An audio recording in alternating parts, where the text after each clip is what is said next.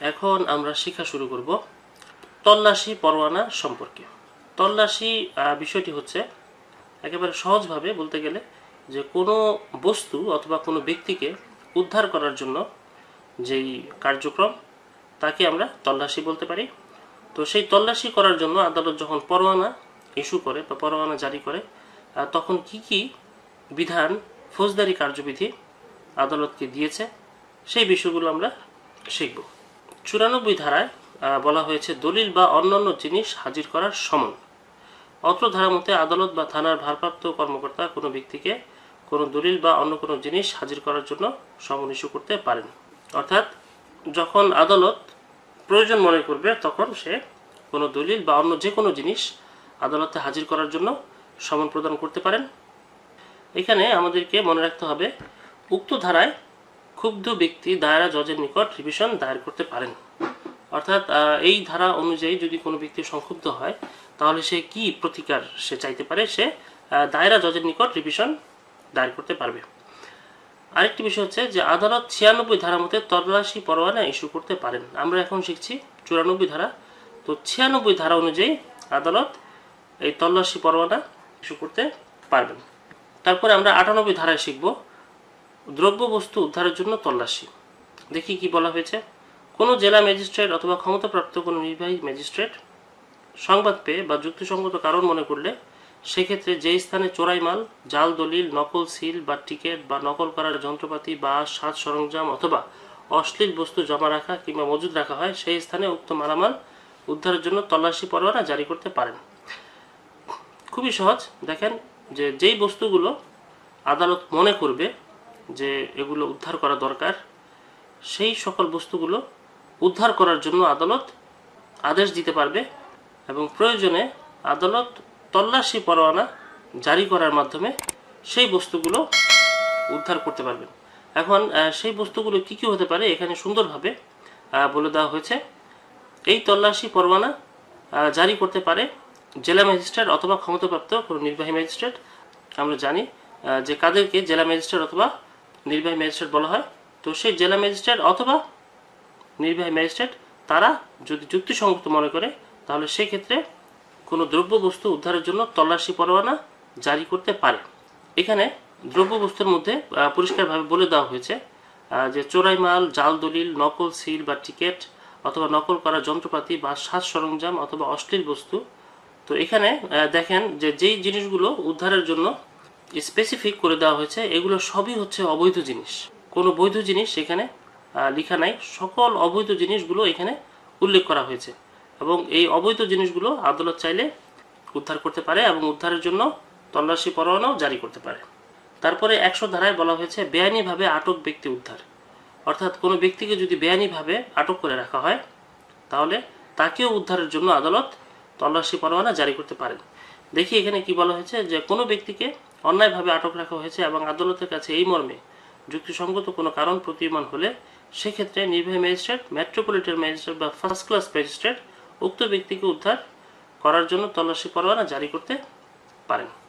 আমরা এখানে মনে রাখব যে বেআইনিভাবে আটক ব্যক্তিকে উদ্ধারের জন্য কারা তল্লাশি পরোয়ানা জারি করতে পারেন। এই বিষয়গুলো আমাদেরকে একটু মনে রাখতে হবে, এমসিকিউ প্রশ্নে আসতে পারে। আমরা মনে রাখব যে নির্বাহী ম্যাজিস্ট্রেট অথবা মেট্রোপলিটন ম্যাজিস্ট্রেট অথবা প্রথম শ্রেণীর ম্যাজিস্ট্রেট এই ম্যাজিস্ট্রেটগণ কোনো বেআইনিভাবে আটক ব্যক্তি উদ্ধারের জন্য তল্লাশি পরোয়ানা জারি করতে পারেন। তারপরে 103 ধারায় বলা হয়েছে সাক্ষীদের উপস্থিতিতে তল্লাশি চালাতে হবে। এখানে তল্লাশি চালানোর সময় সাক্ষীদেরকে সামনে রাখতে হবে, সাক্ষীদের উপস্থিতিতে তল্লাশি চালাতে হবে। এই বিষয়ের উপরে কিছু বিধান এখানে বলে দেওয়া হয়েছে।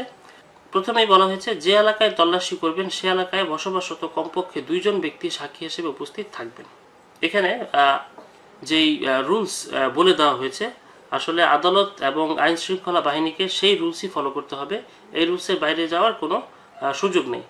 যদিও আদালত অনেক ক্ষমতাবান কিন্তু তাকেও সে ক্ষমতার সীমাবদ্ধতা দেওয়া হয়েছে এবং সেই সীমাবদ্ধতার ভিতরে থেকেই তাকে কাজ করতে হবে এবং আইন তাকে যতটুকু কাজ করতে বলেছে সে ঠিক ততটুকুই কাজ করতে পারবে।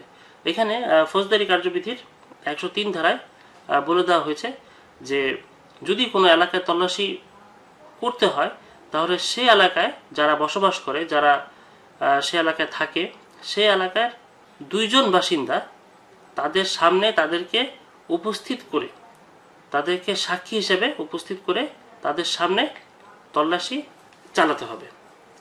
তারপরে বলে দেওয়া হয়েছে উক্ত সাক্ষীদের উপস্থিতিতে তল্লাশিকারী অফিসার তল্লাশি চালাবেন, অর্থাৎ সাক্ষীদেরকে সামনে রাখবে এবং যে অফিসার তল্লাশি করতে গিয়েছে সেই অফিসার তল্লাশি চালাবেন।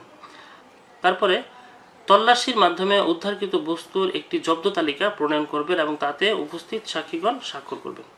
এখানে খেয়াল করেন যে ফৌজদারি কার্যবিধি আদেশ প্রদান করেছে তল্লাশিকারী অফিসারকে যে যেই বস্তু সমগ্র সে তল্লাশির মাধ্যমে উদ্ধার করেছে সেগুলোর একটি তালিকা তৈরি করতে, অর্থাৎ কি কি বস্তু জব্দ করা হয়েছে তার একটি তালিকা প্রণয়ন করবে। এখানে দেখেন যে দুর্নীতির অনেক সুযোগ রয়েছে। একজন তল্লাশি অফিসার সে যে পরিমাণ বস্তু উদ্ধার করেছে, যদি এমন হয় যে সে 1000 বোতল ফেন্সিডিল উদ্ধার করেছে, কিন্তু সে আদালতে জানিয়ে দিল যে সে 500 বোতল ফেন্সিডিল উদ্ধার করেছে, তাহলে 500 বোতল ফেন্সিডিল কোথায় গেল? 500 বোতল ফেন্সিডিল সে চাইলে অন্যত্র বিক্রি করতে পারে বা নিজের ব্যবহারের জন্য রেখে দিতে পারে। তো সেই কাজটি যেন তল্লাশি অফিসার করতে না পারে, সেজন্য ফৌজদারি কার্যবিধি 103 ধারা তাকে আদেশ প্রদান করেছে যে যেই বস্তু উদ্ধার করা হবে সেই বস্তুর একটি তালিকা প্রণয়ন করতে হবে। অর্থাৎ যদি 1000 বোতল ফেন্সিডিল পাওয়া যায়, যদি 500 পিস ইয়াবা পাওয়া যায়, তাহলে সেগুলোর একটি তালিকা প্রস্তুত করতে হবে এবং সেই তল্লাশি করতে হবে সে এলাকায় যারা বসবাস করে তাদের দুজনকে সাক্ষী রেখে, এবং সেই সাক্ষীদের স্বাক্ষর সেই তালিকায় থাকতে হবে। এখানে দেখেন যদি ফৌজদারি কার্যবিধির আদেশগুলো সঠিকভাবে তল্লাশি অফিসার পালন করে তাহলে তার দুর্নীতি করার কোনো উপায় নাই। অর্থাৎ যেই বস্তুগুলো সে উদ্ধার করেছে সেগুলো দুইজন সাক্ষীর সামনে উদ্ধার করেছে এবং সাক্ষীরা তাকিয়ে দেখেছে যে সে কি কি উদ্ধার করেছে এবং তার একটি তালিকা প্রস্তুত করেছে এবং সেই তালিকায় সাক্ষীদের স্বাক্ষরও দেওয়ার জন্য বলে দেওয়া হয়েছে। সুতরাং এখানে তল্লাশি অফিসারের করাপশন করার কোনো সুযোগ নেই। তারপরে বলা হয়েছে দখলদার ব্যক্তি চাইলে জব্দ তালিকার একটি কপি তার কাছে প্রেরণ করতে হবে। অর্থাৎ যে ব্যক্তির কাছ থেকে ইয়াবা উদ্ধার করা হলো বা পেন্সিল উদ্ধার করা হলো বা অন্য যেই বিষয়গুলো উদ্ধার করা হলো বা অন্য যে বস্তুগুলো উদ্ধার করা হলো সেই বস্তুগুলোর যেই লিস্ট করা হয়েছে, যে জব্দ তালিকা করা হয়েছে তার একটি কপি দখলদার চাইলে তার কাছে দিতে হবে। এখানে আমাদেরকে দুটি বিষয় মনে রাখতে হবে। আদালত উপযুক্ত মনে করলে এই আইনের অধীনে দখলকৃত কোনো দলিল বা বস্তু আটক রাখতে পারেন। যে কোনো ম্যাজিস্ট্রেট তার উপস্থিতিতে তার এখতিয়ার সম্পন্ন এলাকায় তল্লাশি আদেশ দিতে পারেন। তারপরে আমরা শিখব শান্তি রক্ষা ও সদাচরণের জন্য মুসলেকা, অর্থাৎ শান্তি রক্ষা করার জন্য বা সদাচরণের জন্য যে গ্যারেন্টি দেওয়া হয় সেই বিষয়ে আমরা এখন শিখব। দেখি কি কি বিধান এখানে বলে দেওয়া হয়েছে। ফৌজদারি কার্যবিধিতে অপরাধ দমন, শান্তি শৃঙ্খলা সংরক্ষণ কিংবা গণ উপদ্রব নিবারণের জন্য মূলত মুসলেকা গ্রহণ করা হয়। মুসলেকা সাধারণত দুই ধরনের হয়ে থাকে, দণ্ডিত হবার পর শান্তি রক্ষার জন্য মুসলেকা, অন্যান্য ক্ষেত্রে শান্তি রক্ষার জন্য মুসলেকা। আচ্ছা, এই দুটি বিষয় আমরা পরপর শিখব। 106 ধারায় বলা হয়েছে দণ্ডিত হবার পর শান্তি রক্ষার জন্য মুসলেকা। অত্র ধারা মতে যখন কোনো ব্যক্তি বিচারক আদালতে অপরাধে উপযুক্ত হন সেক্ষেত্রে উক্ত বিচারক আদালতই শান্তি রক্ষার জন্য সদাচরণের ক্ষেত্রে মুসলেকা গ্রহণ করতে পারেন। আচ্ছা, এখানে আমরা শিখছি যে দণ্ডিত হওয়ার পর শান্তি রক্ষার জন্য মুসলেকা, অর্থাৎ কোনো ব্যক্তি অশান্তি করেছে বা অশান্তি করার জন্য কোনো কাজ করেছে, তো সেই ব্যক্তি তার বিরুদ্ধে অভিযোগ উঠেছে এবং আদালতে সে দণ্ডিত হয়েছে। তো দণ্ডিত হবার পর সে বাধ্য হয়েছে মুসলেকা দেওয়ার জন্য। তো এই মুসলেকাটি কে চাইতে পারে? যে আদালতে সে অভিযুক্ত হয়েছে, যে আদালতে তার বিচার হয়েছে, সে আদালতেই তার কাছ থেকে সদাচরণের জন্য মুসলেকা গ্রহণ করবেন। অর্থাৎ ভবিষ্যতে যেন সে আবার অশান্তির কোনো কাজ না করে সেই জন্য তার কাছ থেকে গ্যারেন্টি নিয়ে নেবেন। এখানে আমাদেরকে দুটি বিষয় মনে রাখতে হবে। সাধারণ মুসলেকা গ্রহণ করেন নির্বাহী ম্যাজিস্ট্রেট, কিন্তু 106 ধারার অধীনে মুসলেকা গ্রহণ করেন বিচারিক আদালত। আমরা একটু আগে 106 ধারা শিখেছি। 106 ধারায় বলা হয়েছে দণ্ডিত হবার পর শান্তি রক্ষার জন্য মুচলেকা। তো দণ্ডিত হবার পর শান্তি রক্ষার জন্য মুচলেকা কে চাইতে পারেন? সেটি চাইতে পারেন বিচারিক আদালত। আর যদি এর বাইরে কোনো মুচলেকা গ্রহণ কেউ করতে চায় তাহলে সেটি গ্রহণ করবেন নির্বাহী ম্যাজিস্ট্রেট। আরেকটি বিষয় আমাদেরকে মনে রাখতে হবে, 106 ধারা মতে দণ্ডিত ব্যক্তির ক্ষেত্রে শান্তি রক্ষায় সদাচরণে মুচলেকার মেয়াদ সর্বোচ্চ 3 বছর, অর্থাৎ 3 বছরের জন্য ম্যাক্সিমাম শান্তি রক্ষার জন্য মুচলেকা চাইতে পারবেন। তারপরে 107 ধারা বলা হয়েছে অন্যান্য ক্ষেত্রে শান্তি রক্ষার জন্য মুচলেকা। অত্র ধারা মতে দণ্ডিত হবার ক্ষেত্র ব্যতীত যখন কোনো জেলা ম্যাজিস্ট্রেট বা নির্বাহী ম্যাজিস্ট্রেট জানতে পারেন যে তার স্থানীয় সেবার মধ্যে কোনো ব্যক্তি শান্তি ভঙ্গের আশঙ্কা করছেন বা করতে পারেন, সেক্ষেত্রে উক্ত ব্যক্তিকে অনধিক 1 বছরের জন্য জামিনদার সহ বা ব্যতীত একটি মুচলেকা কেন সম্পাদন করবেন না তার যথাযথ কারণ দর্শাতে বলবেন। আচ্ছা, এই বিষয়টি একটু বুঝে নেন যে একটু আগে আমরা পড়েছি যে মুচলেকা হচ্ছে 2 ধরনের, একটি হচ্ছে দণ্ডিত হবার পর, আরেকটি হচ্ছে অন্যান্য ক্ষেত্রে। এখন দণ্ডিত হবার পরে কি হবে সেটি আমরা 106 ধারায় শিখেছি, আর 107 ধারায় হচ্ছে যে দণ্ডিত হবার পর কি হবে সেটি ব্যতীত, অর্থাৎ দণ্ডিত হবার আগেই যদি এরকম মনে হয় যে কোনো ব্যক্তি অশান্তি করছে বা অশান্তি তৈরি করার জন্য কোনো কাজ করছে বা শান্তি ভঙ্গের কোনো কর্মকাণ্ডের সাথে সে জড়িত, তাহলে সেক্ষেত্রে তার কাছ থেকে মুচলেকা চাইতে পারে। তবে এই মুচলেকাটি চাইতে পারে নির্বাহী ম্যাজিস্ট্রেট কিংবা জেলা ম্যাজিস্ট্রেট। আর যদি দণ্ডিত হবার পর মুচলেকা চায় তখন সেই মুচলেকা চাইতে পারে বিচারিক ম্যাজিস্ট্রেট। তো এখানে আমরা যেহেতু 107 ধারা পড়ছি, এখানে বিচারিক ম্যাজিস্ট্রেট মুচলেকা চাবে না, এখানে মুচলেকা চাইতে পারবে জেলা ম্যাজিস্ট্রেট অথবা নির্বাহী ম্যাজিস্ট্রেট, এবং সেই মুচলেকাটি চাইতে পারবে অনধিক 1 বছরের জন্য, অর্থাৎ 1 বছরের হাইস্ট ম্যাক্সিমাম সময় হচ্ছে 1 বছর। 1 বছরের জন্য মুচলেকা চাইতে পারবে, জামিনদার সহ হতে পারে অথবা জামিনদার ব্যতীত হতে পারে। তারপরে 108 ধারায় বলা হয়েছে রাষ্ট্রদ্রোহমূলক বিষয়ে সদাচরণে মুচলেকা, অর্থাৎ কোনো ব্যক্তি যদি রাষ্ট্রদ্রোহমূলক কোনো কর্মকাণ্ড করে তাহলে সেক্ষেত্রে মুচলেকাটি কি হতে পারে সেই ব্যাপারে বলা হয়েছে। যখন কোনো জেলা ম্যাজিস্ট্রেট বা নির্বাহী ম্যাজিস্ট্রেট জানতে পারেন যে তার স্থানীয় সেবার মধ্যে কোনো ব্যক্তি রাষ্ট্রদ্রোহমূলক বিষয় প্রচার করছেন বা করতে পারেন, সেক্ষেত্রে উক্ত ব্যক্তিকে অনধিক 1 বছরের জন্য জামিনদার সহ বা ব্যতীত একটি মুচলেকা কেন সম্পাদন করবেন না তার যথাযথ কারণ দর্শাতে বলবেন। আচ্ছা, ঠিক আগের ধারাটির মতোই আগের ধারায় আমরা পড়েছিলাম যে শান্তি ভঙ্গ করতে পারে এরকম আশঙ্কা করা হচ্ছে, আর 108 ধারায় হচ্ছে যে যখন কোনো ব্যক্তি রাষ্ট্রদ্রোহমূলক কোনো কর্মকাণ্ডে অংশগ্রহণ করবে বা অংশগ্রহণ করার কোনো সম্ভাবনা রয়েছে, আশঙ্কা রয়েছে, সেক্ষেত্রে তার কাছ থেকে জামিনদার সহ বা জামিনদার ব্যতীত ম্যাক্সিমাম 1 বছরের জন্য মুচলেকা চাইতে পারবেন।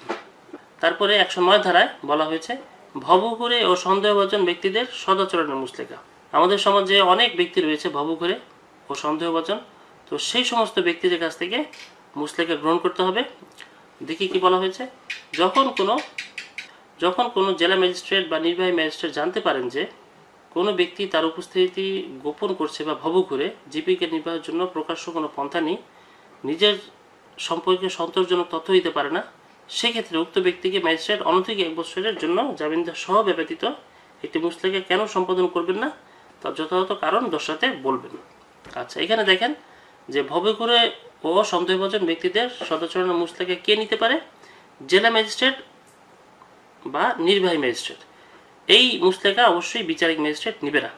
তো কখন নিতে পারে সেটি পরিষ্কার করে বলে দেওয়া হয়েছে, যখন কোনো ব্যক্তি তার উপস্থিতি গোপন করে বা ভবঘুরে হয়, অথবা এমন হয় যে সে আসলে কি করছে, তার প্রফেশন কি সেটি কেউ জানে না এবং তার বেঁচে থাকার জন্য প্রকাশ্য কোনো পন্থাও নেই, অথবা তাকে জিজ্ঞেস করা হচ্ছে যে তুমি কে, কোথা থেকে এসেছো, সেই ব্যাপারে কোনো সন্তোষজনক তথ্য দিতে পারে না। তো এরকম যদি হয় তাহলে সেই ব্যক্তিদেরকে ভবঘুরে ও সন্দেহভাজন ব্যক্তিদের অন্তর্ভুক্ত করা হবে এবং তাদের কাছ থেকে ম্যাক্সিমাম 1 বছরের জন্য জামিনদার সহ বা ব্যতীত মুচলেকা গ্রহণ করা হবে। তারপরে 110 ধারায় বলা হয়েছে অভ্যাসগত অপরাধীর সদাচরণের মুচলেকা। যখন কোনো জেলা ম্যাজিস্ট্রেট বা নির্বাহী ম্যাজিস্ট্রেট তার এখতিয়ারধীন সীমানার মধ্যে অভ্যাসগত অপরাধীর সন্ধান পায় তবে সেক্ষেত্রে 3 বছরের মুচলেকা সম্পাদন করবেন। অভ্যাসগত অপরাধীরা হচ্ছে আসলে তাদের কোনো উদ্দেশ্য নেই, কিছু নেই, তারা জাস্ট অপরাধী এবং অপরাধ করাই হচ্ছে তাদের অভ্যাস। তো এই ধরনের অভ্যাসগত অপরাধী খুব বিপজ্জনক। আমাদের সমাজে প্রচুর মানুষ রয়েছে এই ধরনের অভ্যাসগত অপরাধী, তারা কখন কোন অপরাধ করবে আসলে তা বোঝা যায় না। তো এই ধরনের কোনো ব্যক্তিকে যদি খুঁজে পাওয়া যায় তাহলে সেই ক্ষেত্রে জেলা ম্যাজিস্ট্রেট অথবা নির্বাহী ম্যাজিস্ট্রেট তার কাছ থেকে 3 বছরের মুচলেকা গ্রহণ করবেন। এখানে আমাদেরকে মনে রাখতে হবে, মুচলেকা দিতে অপারগ ব্যক্তি দণ্ডপ্রাপ্ত হলে সেক্ষেত্রে উক্ত দণ্ডাদেশের বিরুদ্ধে আপিল করা যাবে না, তবে রিভিশন দায়ের করা যাবে। এই বিষয়টি একটু মনোযোগ দিয়ে মনে রাখেন যে যখন কোনো ব্যক্তিকে মুচলেকা সম্পাদন করতে বলা হয়েছে কিন্তু সে তা করতে পারেনি, অপারগ হয়েছে, তখন তাকে অবশ্যই দণ্ড প্রদান করা হবে।